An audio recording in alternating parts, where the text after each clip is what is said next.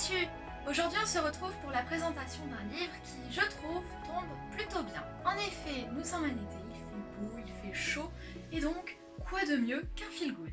Et en plus de cela, qui nous fait voyager. Comme tu le vois, c'est un perfect match. Donc, que je te présente ce fameux livre.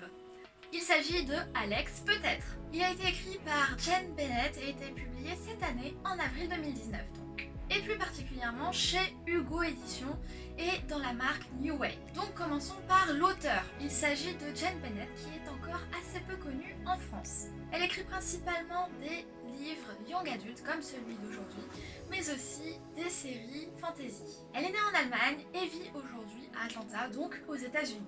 Au niveau des études, elle a obtenu un bachelor en peinture, donc dans les beaux-arts. Donc, comme tu le vois, c'est une personne assez créative et surtout qui aime voyager. Et ça, on le sent parfaitement dans son livre. Pour le moment, une seule série est publiée en France, connue sous le nom de Un roman des années folles ou Au cœur des années folles. Donc tout dépend tout simplement de si vous achetez un poche ou un grand format et forcément de l'éditeur en question. Je te mets en description le lien de son site officiel si tu veux en savoir un peu plus sur elle ainsi que sur ses autres écrits. Bien, maintenant passons au livre en lui-même. Donc déjà si on regarde cette couverture, on voit énormément de choses par rapport au livre, donc le contenu de l'histoire ainsi qu'aux personnages. Alors certes, on dit toujours de ne jamais se fier aux couvertures, mais pour le coup celui-ci, eh bien, la couverture est plutôt exacte. Donc, comme tu peux le voir, on remarque immédiatement les deux images qui sont dessus. Donc, d'un côté, on a un surfeur donc avec un ciel assez magnifique, et d'un autre côté, on a une jeune fille qui est dans sa chambre approximativement, et plus particulièrement dans son lit avec un ordinateur. Les couleurs sont assez chaleureuses et font plutôt penser à des moments de détente. Donc ensuite, je ne sais pas si tu as remarqué, mais il y a des sortes de points ici et là, donc des deux côtés de l'image, qui font tout simplement penser aux anciens films, donc les bandes des films qu'il y avait autrefois. Et bien évidemment, on a le titre, donc Alex peut-être. Et donc, qui est ce fameux Alex?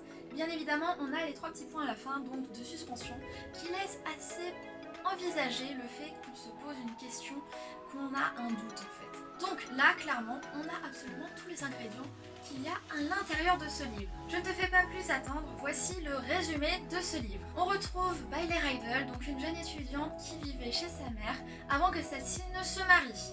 Elle décide alors d'emménager chez son père, donc en Californie, sur la côte ouest des États-Unis. Alors dit comme ça aurait pu très bien être une histoire très banale d'une jeune fille qui emménage, qui va dans un nouveau lycée et qui essaie tout simplement de se faire des amis. Mais ce n'est pas le cas. En effet, depuis bientôt un an, elle discute via internet avec un jeune homme qui est connu plus ou moins sous le pseudo de Alex, le fameux Alex. Ces deux-là sont des fans inconditionnels de cinéma. Alors que l'année se finit, Alex propose tout simplement à Bailey de venir le rejoindre donc chez lui, en Californie plus précisément, pour aller voir une séance de cinéma, plus précisément sur la plage, parce qu'en effet il y a un festival qui propose des séances en plein air. Et bien évidemment celui-ci habite la même ville que son père. Alors qu'ils sont tous les deux très attachés et se parlent assez souvent, Bailey commence tout simplement à avoir peur. En effet, qui a dit que ce n'était pas un pervers se faisant passer pour un étudiant, ou même que leur affinité n'arriverait pas à supporter la réalité. Le fait qu'elle vient d'emménager chez son père et prend l'initiative d'essayer de trouver ce fameux Alex et donc de voir si c'est bien celui qu'elle imaginait. Elle a donc la totalité de ses vacances d'été pour résoudre cette énigme. Après tout, qui peut bien se cacher derrière ce pseudo? Voilà pour le résumé. Alors, comme tu le vois, c'est un roman assez doux, assez décontracté, donc qui fait plutôt du bien. Parce que l'air de rien, notre héroïne, elle va en voir de toutes les couleurs. Tu as encore un doute sur ce livre? Eh bien laisse-moi te dire pourquoi ce livre m'a autant plu. Tu vois, la plupart des livres ne contiennent que des phrases, donc des mots, des lignes, tout ça en continu, tout le temps, toute la longueur du livre.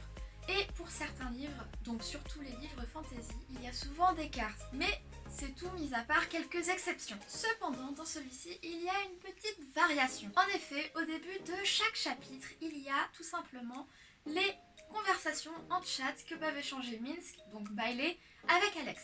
Donc voici ici, je ne sais pas si ça se voit très bien, mais on voit exactement donc le titre de la conversation. Donc plus précisément, confrérie des fanatiques de cinéma, message privé, Alex archivé. Et donc au fur et à mesure, avec des arrobas devant les pseudos, toutes leurs conversations de chat. Et donc ces conversations nous permettent tout simplement de trouver des indices sur l'identité de ce fameux Alex. Ensuite, après chaque conversation de chat, il y a aussi des citations liées au cinéma qui sont mises en avant. Donc si tu les as déjà vues, ça te rappellera forcément des souvenirs. Et si ce n'est pas le cas, ça te donnera tout simplement envie de les voir. Il faut savoir que ce livre est véritablement truffé de références liées au cinéma. Et notre héroïne a un tempérament plutôt bien trempé et s'habille comme une actrice du XXe siècle. Donc le monde du cinéma est plutôt bien représenté, que ce soit par le contenu ou tout simplement par notre héroïne. Enfin, Bailey va tout simplement travailler dans un musée de la ville. Celui-ci est à la fois surprenant et passionnant. Beaucoup d'aventures vont se passer à l'intérieur de ce lieu et petit à petit, on va en apprendre de plus en plus. Donc, ces trois différents aspects font clairement que j'ai adoré ce livre. Celui-ci est chargé de culture et permet de profiter tout en se détendant. Par ailleurs, Bailey est un personnage puissant avec un passé assez douloureux.